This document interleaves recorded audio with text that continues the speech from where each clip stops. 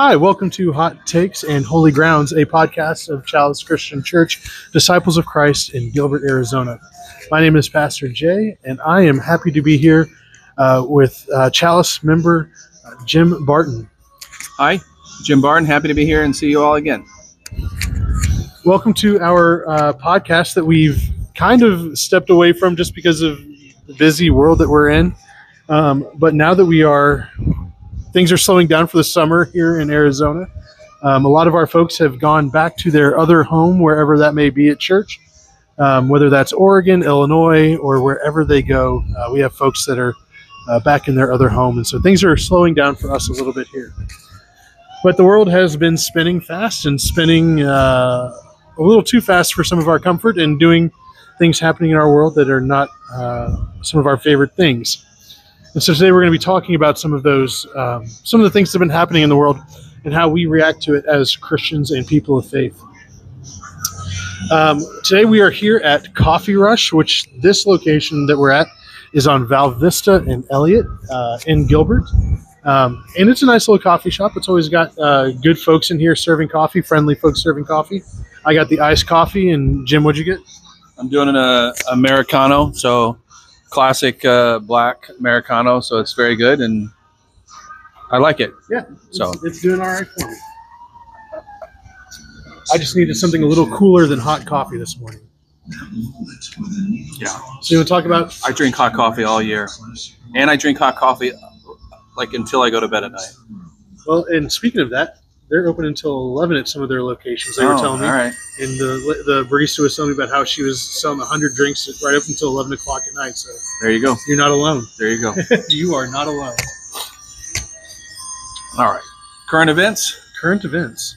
You got to do something tragic but important. Yeah. So through our work with Corazon, Arizona, which is a nonprofit here in Arizona that works with folks who are in detention. And helping them get legal services, but also just general care.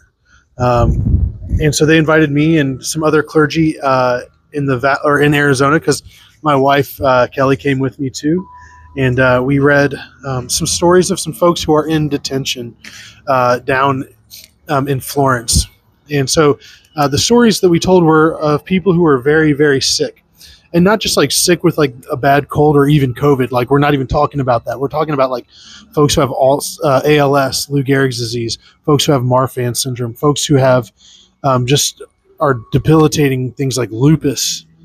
And these people are in conditions that are just miserable, not even humane conditions. They don't have access to clean drinking water. They don't have, their meals are like on Saturday and Sunday, like the only things that they get to eat is maybe a ham and cheese sandwich or maybe a peanut butter and jelly, depending on how happy the cooks are on that day to put one of those things together. But also one of the most horrific things that I found out in this week about learning about how the healthcare of our folks who are in immigration detention, like the one in Florence, is that they don't have caregivers, but they do. It's just the other inmates. And the other inmates may be trained. The other inmates may not be trained. And really, it's just, your job is to make sure the person can go to the bathroom, walk them there, or like just have someone sit there. But there's no like care that they can actually provide. And those caregivers, what they get paid is $2 a day in commissary credit. So that $2 goes right back to Core Civic, the company that runs the detention center. That's not okay. That's really, really, really, really, really not okay. That's inhumane. It's far, far, far from any kind of Christian ethic that I have ever heard, even from the most conservative of Christians. So it's concerning what's happening in our world right now with our immigrants and what's happening with those who are in detention. And the only crime that these people have committed is the misdemeanor crime of overstaying visas, of crossing the border illegally. These are not crimes that people deserve to suffer horrifically. Their slow medical death in an unsanitary place without their family. It's pretty horrific. And so we demanded the release of 7 7 folks in detention who were in need of uh, medical parole. Medical humanitarian parole is the actual full sentence. So yeah, it's a tough week, and it's not fun. Like I was talking to another pastor, and he's like, like he and I were lamenting being there because we don't want to be there. We don't want to be on the street in front of a government office telling the government they need to get their life in order and they need to be humane to people. I would much rather be sitting in an office doing pastoral care, reading the Bible, doing sermon prep, preparing for, Sunday schools, doing these things that we pastors are trained to do, not to fight the empire. Like, it's I'm ill-equipped to be doing this work that I'm doing when I show up to those places because I'm equipped to do those other things. And so there's folks out there that think that like we enjoy being out in those places. And yes, we find joy in doing the work. But I would much rather just be doing pastor work, going to visit my church members, serving them communion at their home, doing those things. So yeah, that's where I am with all of that this week. And Jim, you've got some things going on. Yeah, so let me start off with the headline, which is that primary elections in Arizona are on July 21st. That means if you want to register to vote in those, you have to be registered 29 days in advance. So just think of it as before July 4th. If you're not registered to vote, you can register to vote. I have a question about that. In Arizona, do you have to be registered to a party to vote in a primary?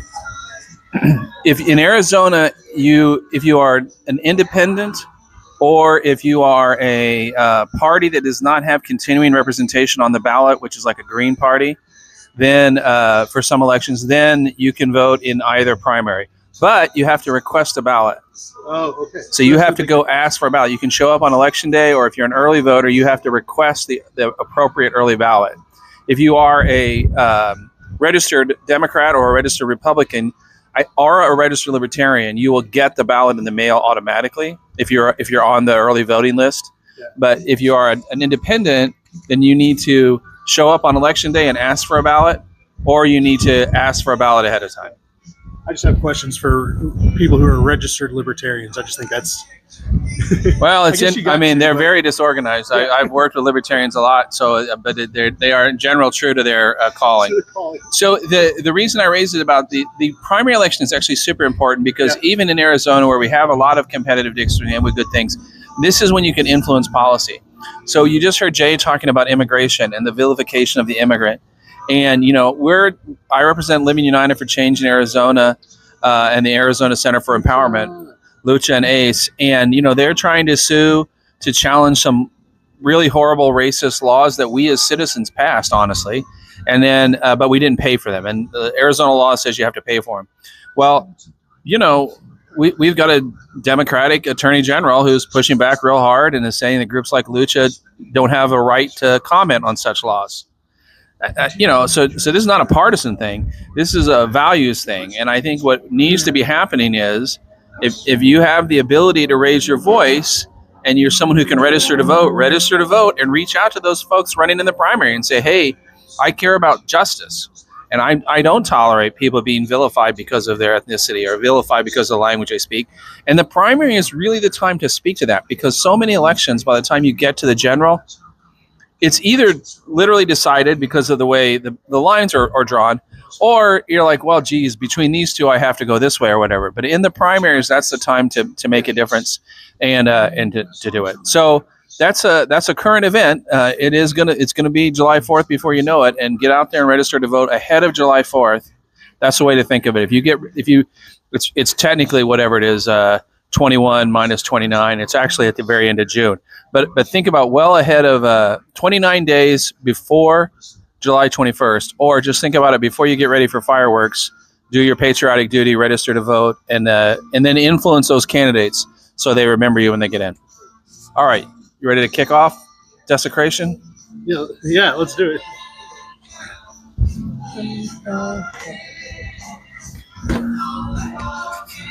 All right. Well, listen, I'll start off here. I mean, the basic idea here is we've had some things happen that have caused some of us to think about the idea of desecration. And what does it mean to desecrate something sacred? And I'll let you do the first round here, Jay, talking about our illustrious president. Well, for those who may not pay attention to the news, but I'm assuming if you're listening to this, you at least turn on the news. We're all aware of some of the things that the president has done in the last few weeks. And honestly, I mean, his entire political career, he's been doing these things. But it's finally, the veil is being removed for some others.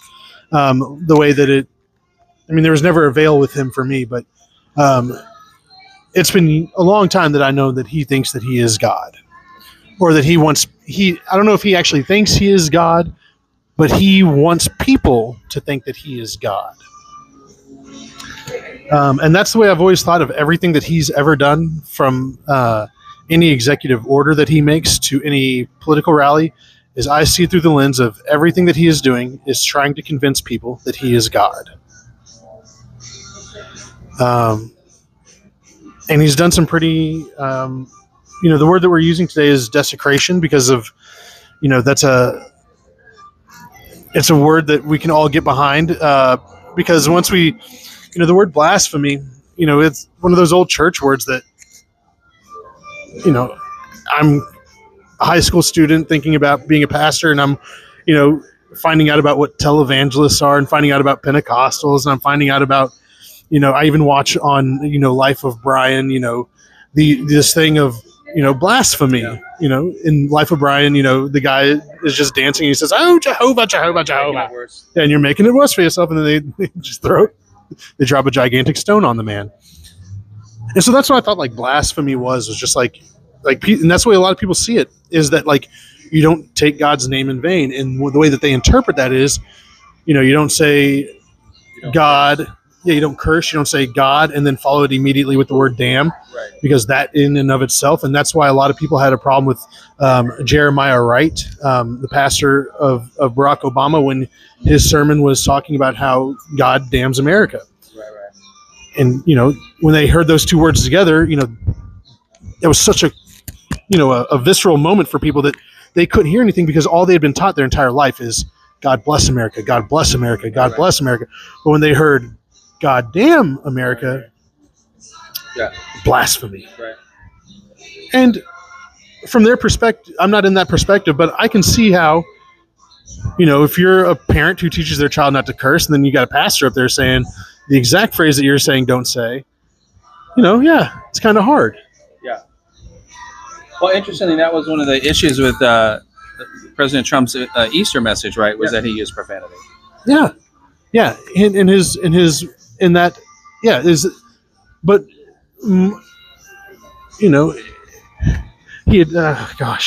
attacked religion on Easter. Yeah.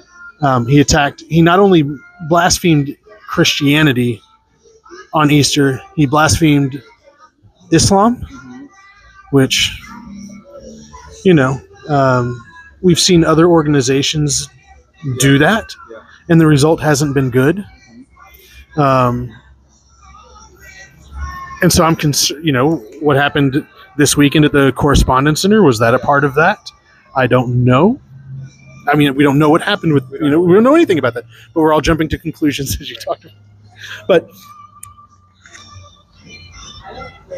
the blasphemy is the way that I've, as a pastor, as an adult who is trained in theology, and blasphemy is not just is taking God's name in vain. And the way that I interpret that is when you are using God's name for your own purposes. Yeah. And so that can come in many, many different forms, from, the president making himself look like Jesus, healing somebody. He's doing that to, as I said earlier, prove to everyone else that they need to think that he is God. Yeah. And it can go all the way down to something as simple as a plumber who's got the Jesus fish with John 3:16 on the back of his truck saying, "Buy from me because look, I'm the good Christian and you're not going to get screwed over by me." Yeah. But then when they do screw you over, you say, "Hey, I thought that ichthus said you weren't going to do that to me." Right. and then you realize that they're just blaspheming. Yeah.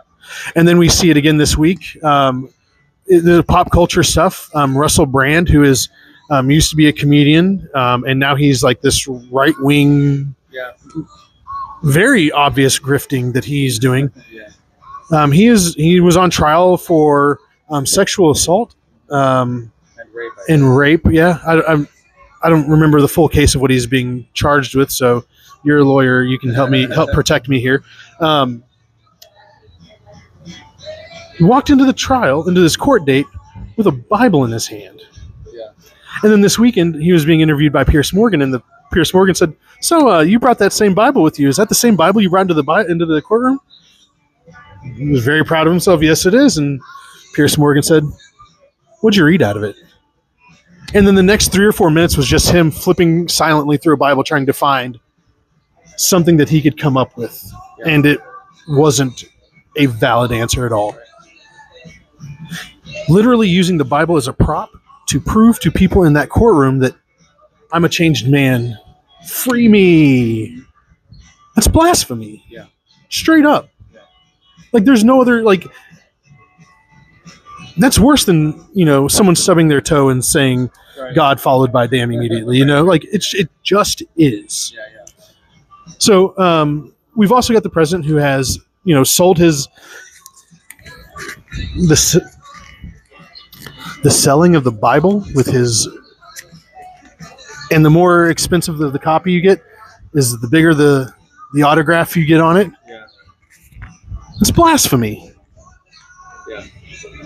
It's blasphemy. Yeah. I remember when I was in camp, there was a Bible that was passed down from co-president to co-president, and each person got a note written from the previous co-president, had their name signed on it. But that's not the same thing of what I'm talking about here. Right. This is the Trump Bible with Donnie's name on it. Right. It's blasphemy. Yeah. Well, and I mean, I think, when we're talking about this visceral reaction that you get from what is a desecration, right? Yeah. I'm thinking about, he wears a white campaign-style baseball cap during the sacred transfer of remains at Dover Air Force Base. As a veteran.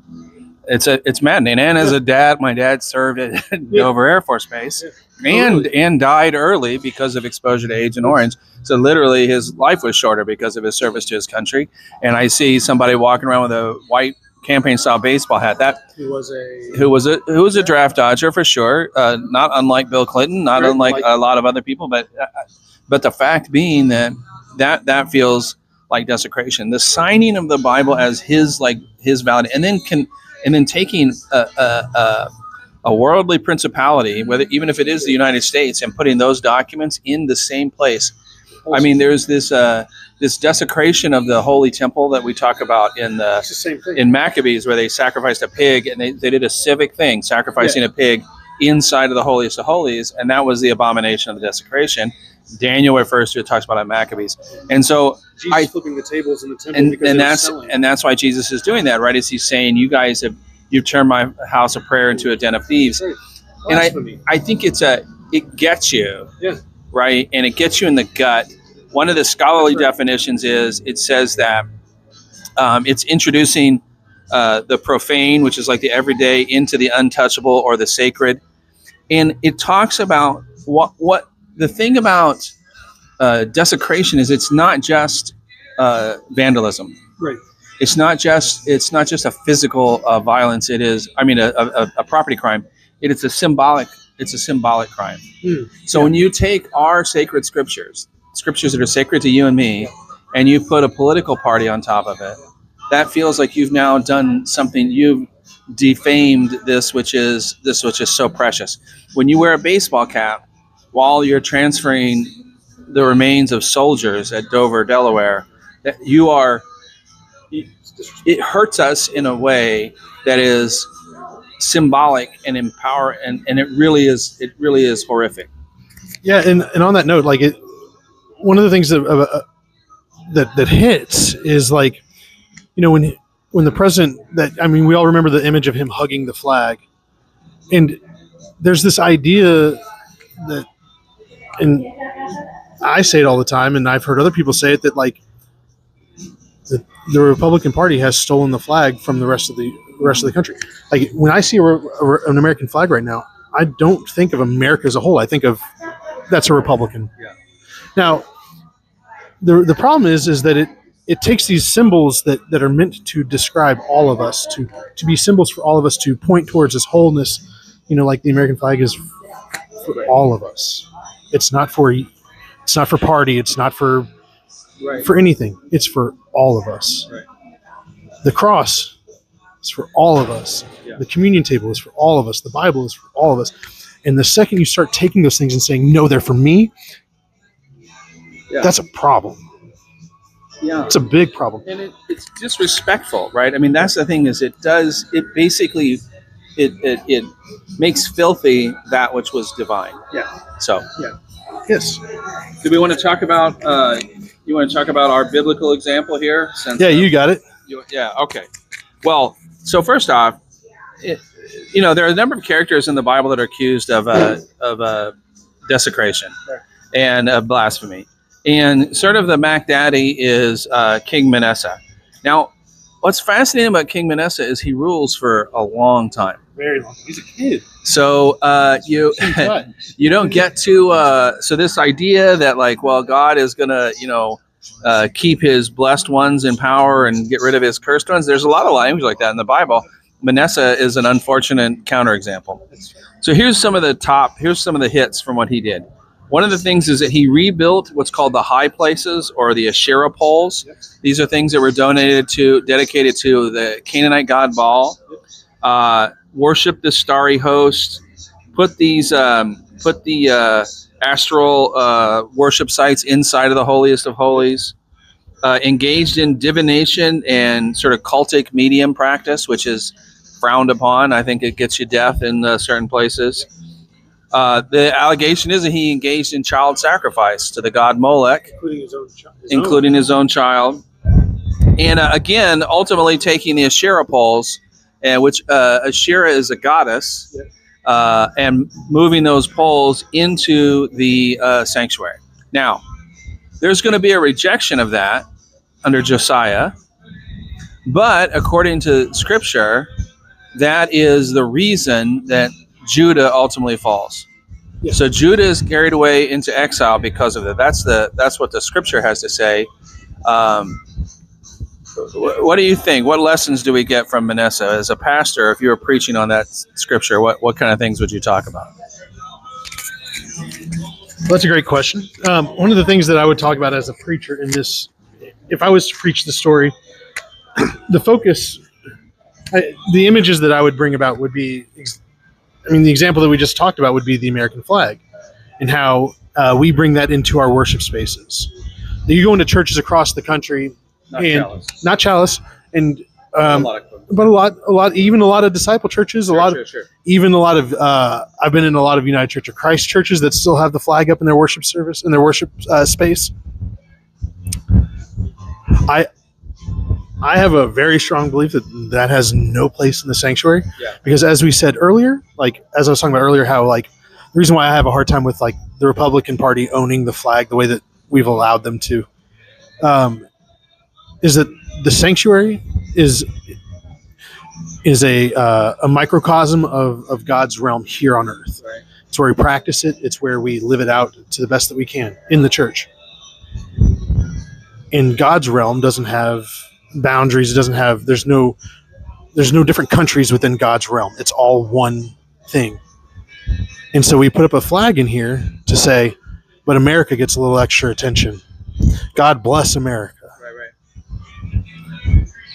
And so the way that I read a lot of, especially the Old Testament stories, is things that are happening for these people. They're doing well, they're doing good, and then something bad happens, whether that is God's divine intervention, reaching God's hand into the world and doing that, or whether, they're just in a drought and all of a sudden, things really do become reality and they don't have any more food. But hey, the last 20 years, y'all been doing stupid stuff, so let's connect the dots. Right. So I've been saying that phrase a lot in the last few weeks. It would be a story. It's a Pee Wee Herman reference. It's absolutely Pee Wee Herman reference. Yes. The prophet Pee Wee Herman. Latter day. Sure, why not? But yeah, I would talk about how when we have the symbol of our country in the realm of God, and yet that flag is put onto bombs. That flag is put onto soldiers as they go and kill people. That flag might be the last thing that someone sees right before they are killed by an American. That's not realm of God stuff. Yeah. So what are we doing putting it in our sanctuaries? If you don't think that there's a connection between Christian nationalism and having the flag in the sanctuary, even for progressive churches, it can be insidious. It can be really, really dangerous. So that's the way I would talk about it. Yeah, I mean, I think, and it's a great story if you are upset with what you see as a desecration happening right now. So it's a great story to say, yeah, so what? He got elected. Manasseh was king for 50 years or whatever it says. You know, it's a great story for showing how right you are. Yeah. Unfortunately, the Bible usually doesn't let you get away with that. And there's a little bit of a plot twist here. Yeah. Which is, if we really look at this issue of Asherah, so Asherah is referred to in the Bible mostly as these poles to this goddess. And it's very clear in the Bible, as it is there now, that she's bad. Yeah. Asherah is a bad person, and you're bad if you worship her. And that's some foreign bad goddess. Well, here's a problem. I'm going to... If you see that picture there, okay, that's a picture of a couple of figures that was unearthed in around, it dates back to about 800 BCE or so, and the inscription on that is Yahweh and his Asherah. And then there's a couple others of them. There's several of them. This is from Dan McClellan's book, The Bible. The Bible Says So. But there's many scholars that have sort of talked about this. What they found is from these 8th century BCE discoveries is this phrase, Yahweh and his Asherah, is all over the place. Yeah. Uh-oh. Problem. Is it possible that in the evolution of God from El and from Yahweh into one single solid, singular monotheistic God, we believe that God is the only God. Yeah. There is, yeah. God is the only God and Allah is his prophet is the claim by Islam. For Christians, we believe there's only one God. There's a Trinity, but there's only one God. Three in one, right? Well, first off, nowhere in the Bible do they believe that. Right. In the Bible, they believe that God is the bestest God, and God is the only God for Israel. And then eventually, even in Isaiah, you get God is the bestest God for everyone. But you can't find scripture that has only one God. And in fact, what this research suggests about Asherah is maybe this was a competing view. And in fact, although there's lots of nasty stuff about how terrible Asherah is, none of that stuff dates back to before the reign of Josiah. Josiah found Deuteronomy, which maybe Josiah wrote Deuteronomy, right? And sort of came up with a new way of sort of understanding. And one of the real important things is, under Josiah, we get rid of all these Asherah poles that are out there, and you only worship in Jerusalem. God is in Jerusalem. God is in this one place, Jerusalem. And by the way, the Samaritans in Israel, they become Samaritans later when people come back, but the folks in Israel, the northern kingdom, have been taken away. Yep. And so, why do I bring all this up? Well, I bring all this up because there's a potential that in trashing Manasseh, the authors who were writing after Josiah wanted to make it clear that their way was the only orthodoxy. And using the idea of desecration and the idea of blasphemy as a way to secure their stranglehold on the faith and politically establish Jerusalem as the sole place of worship. And by the way, if you've read the Bible through, you'll see examples of that. you'll notice that the in Exodus they're talking about Jerusalem as being the only place you can worship, and you're like, they're not there. They don't even have Jerusalem yet. Yeah. What a weird thing for them to say. Well, it's because they retrofit it. So now this can be kind of a question for us. In our life, have we ever seen people use the idea of desecration as a way to suppress dissent? And of course we have. And the best example of that's flag burning. Yeah. And what we had is, and we've taken some notes on this. Now we're, back to modern day. There are people who are very upset with flag burning, and they wanted to pass laws against flag burning, and they did pass laws against flag burning. And we have this fundamental Supreme Court case that came out that decided in a 5-4 decision that flag burning was protected speech. Now I want you to listen to some of the things that Justice Brennan writes here, because it's not. Justice Brennan does not say it's not desecration. Justice Brennan says, if there is a bedrock principle underlying the First Amendment, it is that the government may not prohibit the expression of an idea simply because society finds the idea itself offensive or disagreeable. And then here's the real mic drop quote. We do not consecrate the flag by punishing its desecration, for in doing so, we dilute the freedom that this cherished emblem represents. Holy cow. Yeah. And so now people burn it, it means nothing. So now I have to pause. I'm very upset with what Donald Trump is doing. Yeah. Very upset. That's a tremendous understatement. Yeah. His stamping a coin with his face on it, his signing Bibles, this thing with the hat over is really, really bothers me. And that's where I have to sort of investigate, interrogate a little bit. I was a military guy, and so I lived a life when you put your hat on at a certain time, and you saluted at a certain time, you took your hat off at another time, and all that stuff, and you called it a cover, and you called it bulkheads, and you had a whole vocabulary and a language. And so some of that's not necessarily generally relevant. Some of that's just baggage I carry from my days of military service. But I think where this story brings us back around on this idea of blasphemy and this idea of desecration is we have to walk a line. Because I think it was evil when the Greek Empire tried to sacrifice a pig inside of the temple in Jerusalem. I think that was evil, and it was a sort of terrorism. It was a sort of symbolic violence to sort of put those people in their place. Yeah. Hey, this is how hard we own you. Yeah. We're gonna do this to you. And we can, as the church, need to call that out as evil when it's evil. But we also need to be aware that tactic can be misused, and it can be used to promote and prop up really bad stuff. And I will tell you, you look at some of this stuff that came out of this, like sort of consolidating the power in Jerusalem, and there's some ugly stuff that happened that we would not necessarily endorse. Yeah, and the way that you just said, what you said earlier, just a minute ago, it's when the Greek Empire came in and they were putting up they were killing the pigs, sacrificing the pigs, putting up the poles because they could. Yeah. And they're like, look at what we can do. We're going to get away with it. So you might as well get in line, right? That's right. Hate to bring it up. It's the same thing with the Epstein files. Yeah, that's exactly right.